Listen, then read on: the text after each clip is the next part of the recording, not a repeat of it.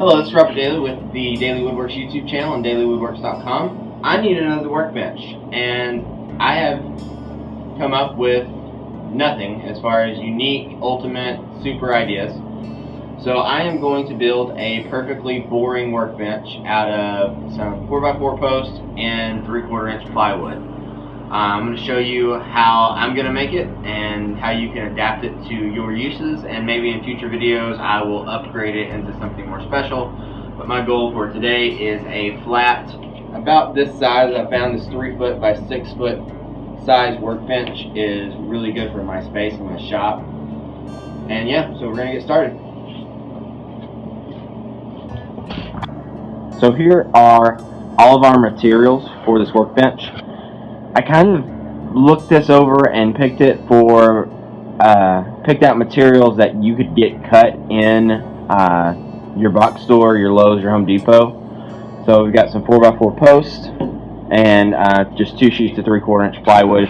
You could use OSB or something if you wanted to cheap out on it. So our first step is actually to cut our legs. I want my workbench to be the finished height of my table saw, well, just below it, and my table saw sits at 34 5/8 inches with its mobile base. Therefore, I want my finished table to be 34 1/2 inches, just barely below it. That means I need to cut my legs 33 3/4. Wait, no. Yes, 33 3/4, and then the top will just set on top of it. So we're going to start that right now. So I'm using the 4x4 post. If you don't have access to 4x4 post, you can double up a 2x4. Some box stores have the ability to trim these down for you, so you can just have it all cut there, maybe. If not, and you don't have a miter saw, then you can double up your 2x4. Always trim off your bad end. This has kind of a little split in it that I didn't notice.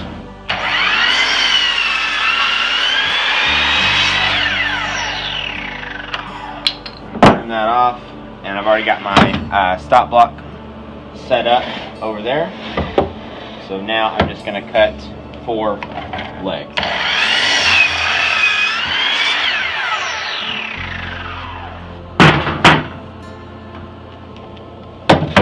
Let's move.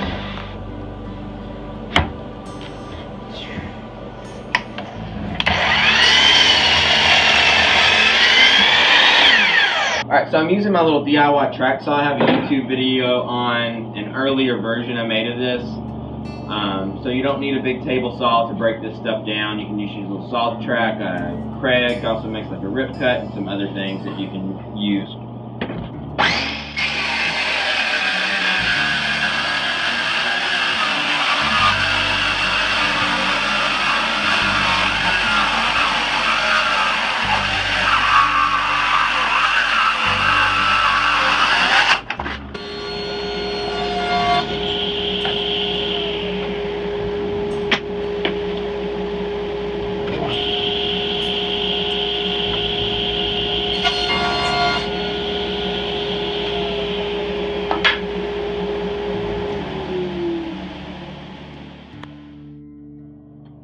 With the offcut, I just ripped 3 1/2 inch sections, so basically made a 1x4 piece, and now we're just going to cut all those to length that are in the plans I'm going to have available.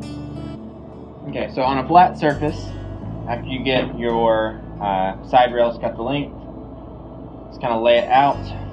Your side piece is going to be flush with the 4x4 post, and then your front and back pieces, the long side, are going to overhang like that, and the dimensions are cut to add up where this is 3 foot by 6 foot. So using a 2 inch deck screw, we're just going to start it, and then make sure everything's aligned, and a square comes in handy here because you definitely want to be square.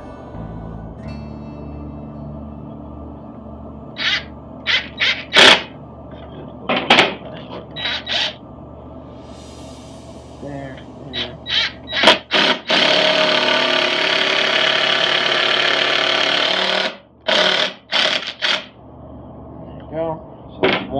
basically in each leg I'm going to put 4 screws. And once I get it kind of aligned, make sure it's flat, square.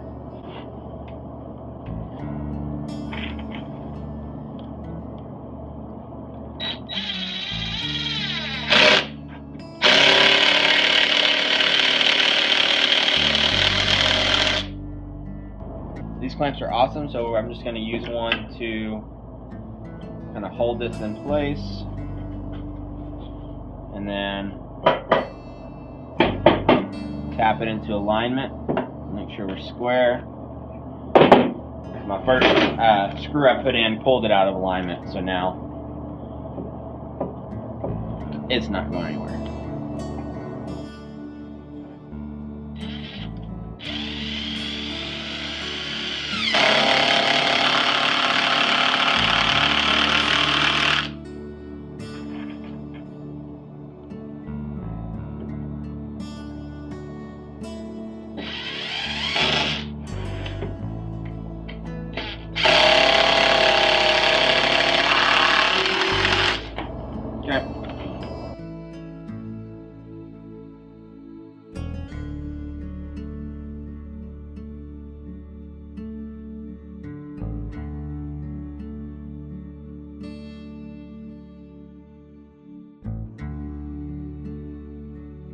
So I have the frame made for the top, like so, and then I marked 3.5 inches down from, this is the foot, down. Basically it's going to create a toe kick, that way when you're standing up next to it, your toe kind of has a place to go, like your kitchen cabinets, and that just allows you to get right up next to the workbench without feeling like you're leaning over into it, and it's just more comfortable to work that way. So I just marked my line, and now I'm going to put on what will be the bottom shelf.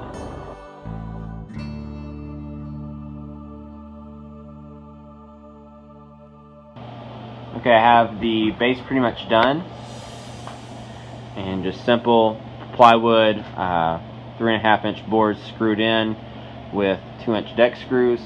Have the base. I did the base a little bit different, where this board went to the inside instead of the outside. That way I can just slide in my shelf for the bottom shelf of this workbench, and then create the toe kick so you can get up next to it without it just being annoying. It just makes it a little bit easier to work. And of course we can go back and add casters and things later, and I'll show you kind of upgrades you can do to this perfectly boring workbench in future videos. Good.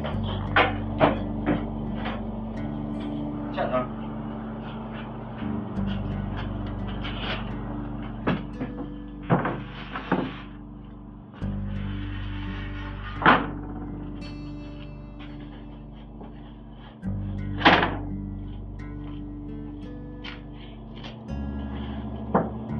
Alright, so now we're going to attach the top, and the top is cut square, and I'm just aligning it with this back corner. I'm going to put 1 screw in.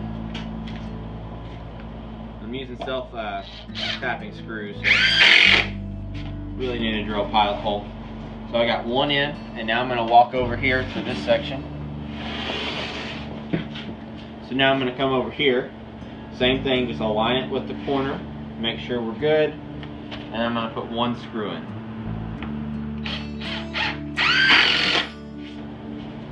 Move to the next corner. And this is where you kind of pull the whole thing square. So I'm just adjusting it a little bit to get square.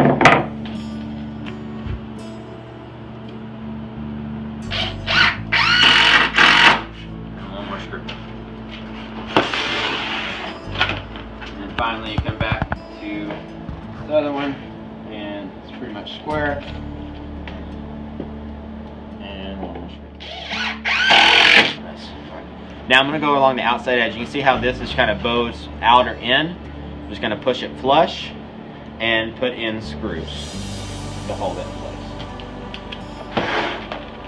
And it's not a lot because all your load is transferred through the legs. So you don't need to put a ton of screws in here, but you want one about every 12 inches.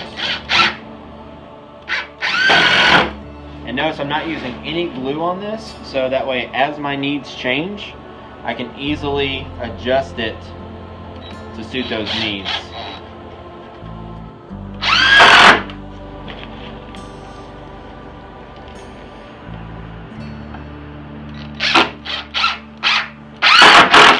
and we're going to do that all the way around. So the top is attached, and you're seeing how it goes together.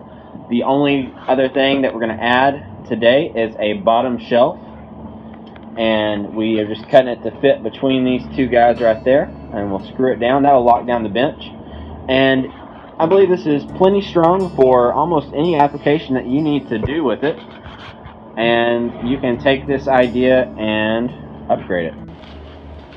Okay.